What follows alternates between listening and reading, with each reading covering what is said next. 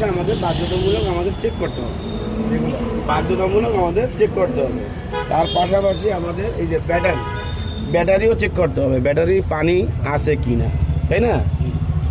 এই যে ব্যাটারি পানি আছে কি না, তো ব্যাটারি যদি পানি থাকে তাইলে ব্যাটারি দিতে হবে না, আর যদি পানি শর্ট থাকে সেক্ষেত্রে আমাদের কি করতে হবে, পানি দিতে হবে। এই তার পাশাপাশি এটাকে বলে এয়ার ক্লিনার ফিল্টার। এই ফিল্টারটাও চেক করতে হবে। ফিল্টারটা দেখা যায় অনেক সময় যদি নোংরা হয়ে যায়, যদি ময়লা হয়ে যায়, তাহলে সেক্ষেত্রে এটা আপনার পরিষ্কার করতে হবে।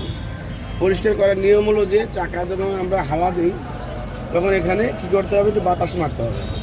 বাতাস মারলে তখন এয়ার ক্লিনার ফিল্টারটা পরিষ্কার হয়ে যাবে, ধুলাবালিগুলো সরে যাবে। এটা আমাদের চেক করতে হবে মাঝে মাঝে, সপ্তাহে একদিন হলে অন্তত খুঁজে চেক করতে হবে যে এটা ময়লা হয়েছে কি। ময়লা হলে এটাকে পরিষ্কার করতে হবে। পরিষ্কার করার নিয়ম হলো বাতাস মারতে হবে, ঠিক আছে? এটাকে বাতাস মারতে হবে, বাতাস মারে এটাকে। আচ্ছা, এটার সাথে 4টা ক্লিপ থাকে, এই 4টা ক্লিপ সুন্দরভাবে খুলতে হবে। 4টা ক্লিপ খুলে আবার সুন্দরভাবে লাগাই দিতে হবে, ঠিক আছে? আচ্ছা, এখন প্রশ্ন হলো যে আমরা ইঞ্জিন অয়েল চেক করবো। ইঞ্জিন অয়েল চেক করার সময় ইঞ্জিন অয়েল যেটাতে চেক করলাম, আমরা কিন্তু অনেক সময় ভুল করি যে ইঞ্জিন ঢালা মানে অয়েলটা ঢালতে পারি না।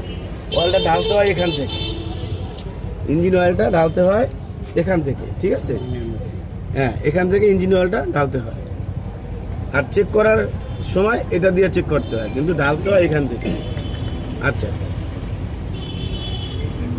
আমার কথা যদি একটু দ্রুত হয় বলবেন, একটু স্লো করে দেবো, সমস্যা নেই। বুঝতে হবে বিষয়গুলো, কি বুঝতে হবে।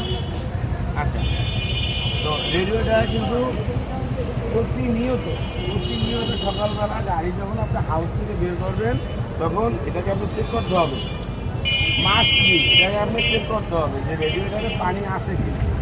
যদি পানি না থাকে পানি চেক করতে হবে, তখন এটা চেক করে সামনে হবে না। পাশাপাশি প্রথমে আগে করতে হবে এটা চেক করার পরে যদি পানি থাকে তাহলে এইটা আপনার সুন্দরভাবে এটাকে লাগানোর পরে, লাগানোর নিয়ম আছে, নিয়ম মতো লাগাইয়া তারপরে এটার ভিতরে পানি দিবেন। পানি শর্ট থাকে, প্রথম কাজটাই হবে আপনার এটা দিয়ে শুরু করে তারপরে ইঞ্জিন, পাওয়ার oil, break oil, battery, gear oil এগুলো চেক করবেন, বুঝতে পারছি? আচ্ছা, তারপরে আসেন এখন ইঞ্জিনের ব্যাপারে আমাদের কিছু জানতে হবে, তাই না? কিছু টুকিটাকি না জানলে তো হবে না। এটাকে বলে ডিস্ট্রিবিউটারের সাথে 4টা তার দেখা যায়, দেখছেন? এই 4টা তার চলে আসছে প্লাগের সাথে। এটার ভিতরে 4টা প্লাগ আছে। এখান থেকে কারেন্টটা তৈরি করার পরে এখান থেকে তারটা টিকিয়ে দিয়ে এখান থেকে কারেন্টটাকে সাপ্লাই দেয়। এখান থেকে কিন্তু সাপ্লাই দেয় তারটা, কারেন্টটা কিন্তু তৈরি করে কিন্তু ইঞ্জিনের ভিতর থেকে। এখানে কিন্তু স্পেয়ার প্লাগ আছে, 4টা প্লাগ আছে, 1 2 3 4। এই 4টা প্লাগে থেকে এখান থেকে কারেন্টটা ডিস্ট্রিবিউটার আসে, ডিস্ট্রিবিউটার থেকে টোটাল ফাংশনটাকে আপনাকে ডিস্ট্রিবিউটার করে। আচ্ছা, এটার নাম এই জন্য কিছু ডিস্ট্রিবিউটার। আচ্ছা, তো এখন এই ইঞ্জিনের ভিতরে কিছু জিনিস আছে, কিছু পার্টস পাতি আছে।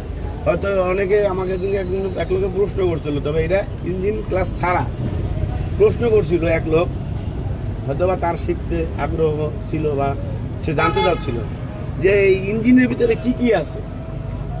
ইঞ্জিনের ভিতরে কি কি আছে আমরা কিন্তু জানি না, খালি শুধু জানি একটা ইঞ্জিন।